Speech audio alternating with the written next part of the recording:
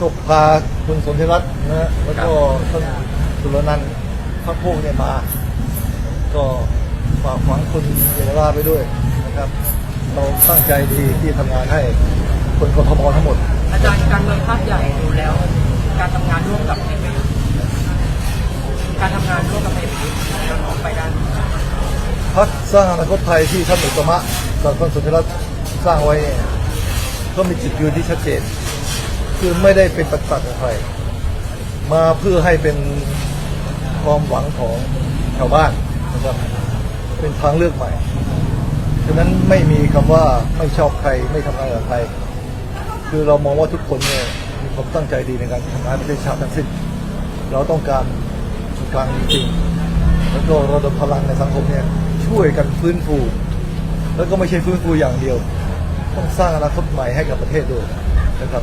ฉะนั้นขอให้ทุกพรรคนะครับท่านเลือกคนดีๆเข้ามาแล้วก็ร่วมมือกันน่าจะพอแล้วกับการทะเลาะเบาะแว้งกันการแบ่งฝักแบ่งฝ่ายนั้นไม่มีประโยชน์เลยนะครับถ้าคุณเห็นชาวบ้านที่เวลาเขาลำบากเนี่ยจะเห็นเลยว่าเราเสียเวลาเป็นมากเหลือเกินกับการทะเลาะเบาะแว้งกันนะครับนั้นทุกพรรคเนี่ยสามารถเป็นเพื่อนกันได้คุยกันได้นะครับผมอายุ70แล้วก็มาช่วยพวกเขาตั้งพรรคนี้เนี่ยไม่ได้หวังจะเป็นนายกรัฐมนตรีแต่หวังที่จะทำพรรคการเมืองที่ดีๆสักพรรคหนึ่งแล้วก็มองไประยะยาวให้มันเป็นสถาบันการเมืองไม่ใช่ว่าตั้งก็เลือกตั้งและพรรคนี้จะไม่ซื้อเสียงเด็ดขาดตัวถ้าใครที่ซื้อเสียงเนี่ยผมถือว่าแค่กระดุมเม็ดแรกก็ผิดแล้วมันจะไม่มีทางแก้ไขปัญหาอะไรได้เลยนะครับฉะนั้นพยายามทำให้ดีที่สุดอันนี้เป็นหลักการของพรรคแล้วถ้าใครขัดขืน